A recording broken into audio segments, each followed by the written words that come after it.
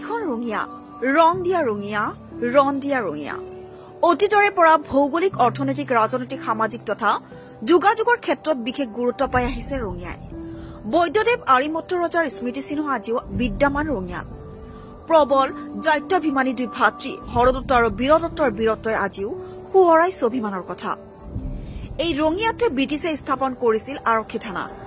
এই ৰঙিয়া থানাৰ কথা উল্লেখ আছে মিলছৰ ৰিপৰ্টত সহা কৃষকে ইংৰাজৰ অন্যায় অনিয়মৰ বিৰুদ্ধে একঘৰে যুঁজ দি থৈ গৈছে সাহসৰ অপূৰ্ব নিদৰ্শন অসম আন্দোলনতো আছিল ৰঙিয়াবাসীৰ অভূতপূৰ্ব সঁহাৰি আই অসমীক ৰক্ষা কৰিবলৈ বন্দুকৰ গুলী বুকু পাতি লৈছিল কেইবাজনো তেজাল যুৱকে এনে ঘটনা পৰিঘটনাৰ সাক্ষী এই ৰঙিয়া সময় পাগৰিল সৌন্দৰ্য আৰু সমৃদ্ধশালী ৰঙিয়া লাহে লাহে চহৰমুখী হ'ল গঠন হ'ল ৰঙিয়া পৌৰসভা সেয়া ৬০ দশকৰে কথা সমান্তৰালভাৱে আৰম্ভ হ'ল শৈক্ষিক জাগৰণ স্থাপন হ'ল উচ্চ শিক্ষাৰ প্ৰতিষ্ঠান ৰঙিয়া মহাবিদ্যালয় জাতিৰ পিতা মহাত্মা গান্ধীয়ে পদাৰ্পণ কৰা এই ৰঙিয়াতে পিছলৈ ৰঙিয়াবাসীৰ অক্লান্ত আন্দোলনৰ ফলত লাভ কৰিবলৈ সক্ষম হ'ল ৰেলৱে সংমণ্ডল স্বাভাৱিকতেই দেশৰ ৰেল মানচিত্ৰত গুৰুত্বপূৰ্ণভাৱে স্থান পালে ৰঙিয়াই এই ৰঙিয়াতে স্থাপন হ'ল সেনাৰ ডিভিজন লগতে স্থাপন হ'ল মহকুমাধিপতিৰ কাৰ্যালয়ো পিছলৈ ৰঙিয়াত স্থাপন হ'ল সীমা সুৰক্ষা বলৰ ক্ষেত্ৰীয় কাৰ্যালয়ো সময় আগবাঢ়িল এই ৰঙিয়াৰ মাজেৰে বৈ গৈছে বৰলীয়া নৈ বৰলীয়া ৰঙিয়াবাসীৰ জীৱন ৰেখা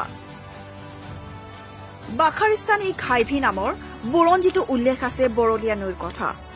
বৰলীয়াৰ লগতে পুথিমাৰী আৰু নোনা নৈয়ে সমৃদ্ধ কৰি থোৱা উৰ্বৰ ভূমিত এতিয়া প্ৰয়োজন এখন সমৃদ্ধশালী পৰিকল্পিত চহৰৰ উত্তৰ পূৰ্বৰ দুৱাৰ মুখ স্বৰূপ গুৱাহাটীৰ লগতো ক্ৰমাৎ হ্ৰাস পাব ধৰিছে ৰঙিয়াৰ দূৰত্ব গুৰুত্ব বাঢ়িছে ৰঙিয়াৰ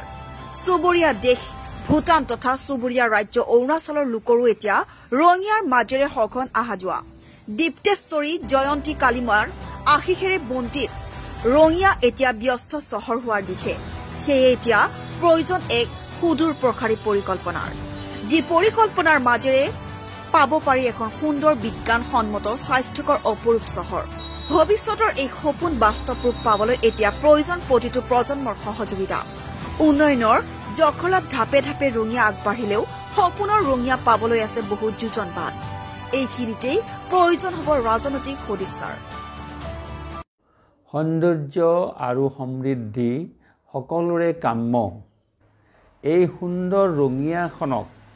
সুপৰিকল্পিতভাৱে সুন্দৰ কৰাৰ কাৰণে সমৃদ্ধ কৰাৰ কাৰণে আজি অতিব প্ৰয়োজন হৈ পৰিছে কাৰণ ইয়াৰ জনসংখ্যা বৃদ্ধি হৈছে ই আন্তৰ্জাতিক দিশত আজি ৰঙিয়া সংযুক্ত হৈছে বিভিন্ন পৰ্যায়ত গতিকে অতীত ৰঙিয়াৰ সৌন্দৰ্য আৰু সমৃদ্ধি শক্তিশালী কৰিবলৈ অসম চৰকাৰে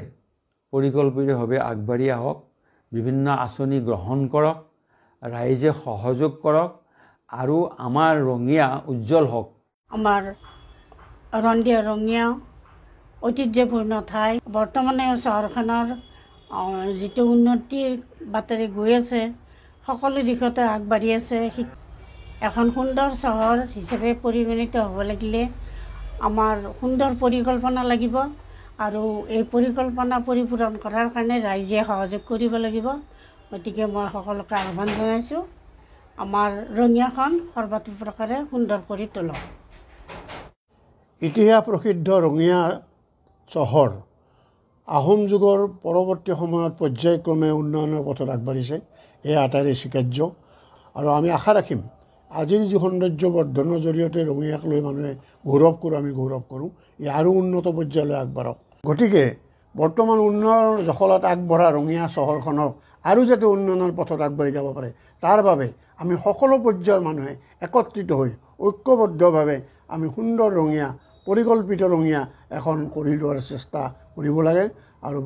বাস্তৱত ৰূপায়িত কৰাৰ কাৰণে আমি আটাইলৈ আহ্বান জনাইছোঁ কেৱল সেয়াই নহয় ৰঙিয়া হওক শিক্ষা সংস্কৃতিৰ লগতে তথ্য প্ৰযুক্তিৰ প্ৰাণকেন্দ্ৰ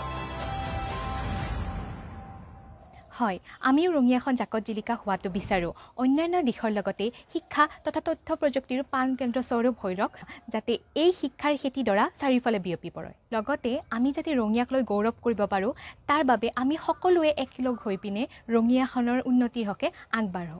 সময় গতিশীল, গতিশীল সময়ৰ লগত খোজ মিলাই আগবাঢ়িব লাগিব সকলো, কাৰণ এয়া সময়ৰ আহ্বান। ৰজাঘৰ প্ৰজাঘৰৰ আকুণ্ঠ সহযোগিতাত উজলি উঠিব পাৰে আপোনাৰ ৰঙিয়া, ৰং দিয়া ৰঙিয়া, ৰণ দিয়া ৰঙিয়া। নিউজ ডেস্ক ৰিপৰ্ট, ৰঙিয়াৰ খবৰ।